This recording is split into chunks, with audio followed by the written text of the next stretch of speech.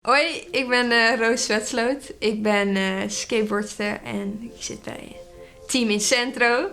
En ja, vandaag gaan we een interview doen. Ja, het is eigenlijk wel een beetje in echt verschillende fases gegaan of zo, heb ik het idee, zeg maar, afgelopen jaar en dit jaar. Het begon natuurlijk toen ik nog mijn blessure had. Dat had ik het jaar daarvoor eigenlijk opgelopen en daar was ik wel echt een jaar zoet mee. En ook in 2019 was ik nog aan het revalideren. Begin van 2019 en in mei en alles. En toen mocht ik eigenlijk gelukkig in juni. Was de eerste keer dat ik weer mocht naar een grote wedstrijd. Ja, het was wel dat ik er mentaal ook wel echt naartoe aan het werken was. En ook me aan het voorbereiden was op de reizen die gingen komen. En lang van huis zijn vooral. Want dat vind ik ook nog steeds wel lastig. Zo van dat ik dacht, oh, straks zit ik een maand lang in China, weet je wel. En dat moest ik me echt een beetje op voorbereiden of zo. En als dat dan ineens wegvalt, dat is dan wel weer gek. En het ging wel naar mijn idee steeds beter. En zo qua trainen en zelfvertrouwen weer met mijn knieën en alles. En, eerst vond ik dat echt vreselijk eigenlijk. Toen had ik sowieso heel veel zenuwen bij wedstrijden. Het was eigenlijk vorig jaar. Want toen was mijn eerste wedstrijd ongeveer. Maar langzamerhand merkte ik ook wel weer dat ik er juist wel beter door ging presteren. Maar dat was gewoon een kwestie van tijd en meer ervaring opdoen. Ja, bij mij was het gewoon echt een beetje inkomen die wedstrijd. En gewoon weer een beetje al lol hebben. Maar ik kon ook nog niet alles doen wat ik wilde vanwege mijn knie. Dus dat was ook wel weer jammer. Maar een mooie trip was het wel. En toen ben ik eigenlijk in die zomer eigenlijk heel langzaam gaan opbouwen. Weer alle wedstrijden. Heel veel reizen gemaakt. Naar China geweest, met z'n allen. Naar Sao Paulo. Nou, dat was wel het hoogtepunt. Dat was de World Cup. Of World Championships. En toen was het een beetje gaan. En toen zeiden we wel eens van, hoe gaan we het aanpakken als ze straks echt, lockdown doen. Dan kunnen we in Den Haag gaan zitten, want dan kunnen we wel door blijven trainen.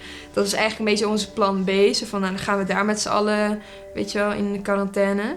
En toen dat allemaal ook wegviel, want toen Team NL of NOC zei van, we sluiten gewoon alles. En toen dacht ik echt van, wauw, ik ben benieuwd hoe lang het gaat duren. En het zijn best wel heftige beslissingen. En zeker toen de Olympische Spelen ook werd afgelast, dat was wel moeilijk. Maar aan de andere kant ook weer van, iedereen heeft hetzelfde, weet je. Dus je kon ook denken, je bent niet geblesseerd. Het is niet iets wat je aan jezelf ligt of wat je kan veranderen. Dus je moet het ook maar gaan accepteren en meegaan in alles. En 2021 wordt gewoon extra mooi, hoop ik in ieder geval. Dat we met z'n allen iets moois van kunnen maken. En extra tijd om te trainen, dat is het zeker. Kijk, je kan nog niet zeggen of het nou echt een voordeel gaat zijn. Dat kan je natuurlijk pas echt zeggen net voor de Spelen of tijdens de Spelen. Want nu, heb je geen blessures, maar straks hopelijk ook niet, weet je wel. Maar, dus ik hoop dat de extra trainen, dat dan extra gaat belonen. Maar dat moeten we nog afwachten natuurlijk. Ik leef gewoon een beetje met de dag eigenlijk. Veel verschillende plekken waar ik nu skate eigenlijk. Toch wel parkjes die nog wel open zijn, waarbij het rustig is in de ochtend, waar je nog wel kan skaten. Maar ook op straat, wat vooral Douwe veel doet nu. Maar dat vind ik ook leuk. En, dat voelde toch ook een beetje gek of zo, weet je wel. Dan word je aangeraden om eigenlijk binnen te blijven. En dan is het een beetje van, wij als skaters gaan dan naar buiten. Dat voelde wel een beetje dat ik dacht, hoort dat dan of zo, weet je wel. Zo van, alles wordt stilgelegd, bij alle sporten NOC raadt aan om dat niet te doen. En dan is dan hebben wij nog de optie om dat wel te doen. Omdat wij gewoon een makkelijke sport hebben, weet je. Je neemt je skateboard en je bent buiten. Dus dat vond ik wel moeilijk, ook richting de buitenwereld. Van hoeveel laat je dat dan zien op Instagram bijvoorbeeld, weet je. Loop je daar dan echt zo mee te koop van, ik kan wel naar buiten. Naast ons in Frankrijk of zo kan dat allemaal niet. Dus dat vond ik wel moeilijk om daar een beetje de balans in te vinden of zo. Qua motivatie overal gewoon meer ook andere leuke dingen doen waar ik dan geen tijd voor had. En kleine projectjes en ook een studie oppakken. En in dat opzicht ben ik daar wel heel blij mee, want anders was ik volgend jaar sowieso niet gaan studeren.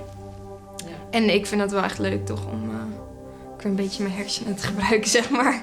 Ja, het heet Johan Cruijff Academy. En het zit op meerdere plekken, maar ik wil het in Amsterdam gaan doen. En het is eigenlijk een sportmarketingstudie. Dat is een beetje een grote omschrijving. Doordat het ook een beetje een echt topsport-minded studie is, kan ik dan mijn lessen erop aanpassen. Dat je of in de ochtend naar school gaat 3 keer in de week of naar je studie. En dan in de middag kan trainen. En ook wedstrijden gewoon nog kan blijven doen. En daar met de studie in contact mee, zeg maar, dat je dat kan regelen. Ja, Ja, hoe ik het hoop dat het eruit ziet, is dat we wel gewoon weer kunnen reizen in ieder geval. Naar het buitenland kunnen, voor de sport ook vooral. En dat veel soepeler wordt, want nu kun je niet uit Nederland. Dus dat maakt het wel lastig voor de voorbereiding voor de Olympische Spelen. En voor de rest hoop ik ook wel gewoon dat, ja, festivals of dingen, weet je wel, waar je met meerdere mensen tegelijk mag komen, dat allemaal weer wat meer is.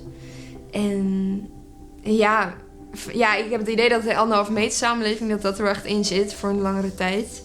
Maar daar kan ik dan goed mee leven eigenlijk. Ik denk, zolang er geen vaccin is dat gewoon wat we moeten doen. Dus ja, ik hoop dat het gewoon soepeler wordt dan dat het nu is, maar ook weer niet te soepel. En ook gewoon voor het hele skaten is het leuker als mensen het kunnen zien en, weet je wel, gemotiveerd raken of geïnspireerd. Dus ik zou het juist heel leuk vinden als er wel publiek zou zijn.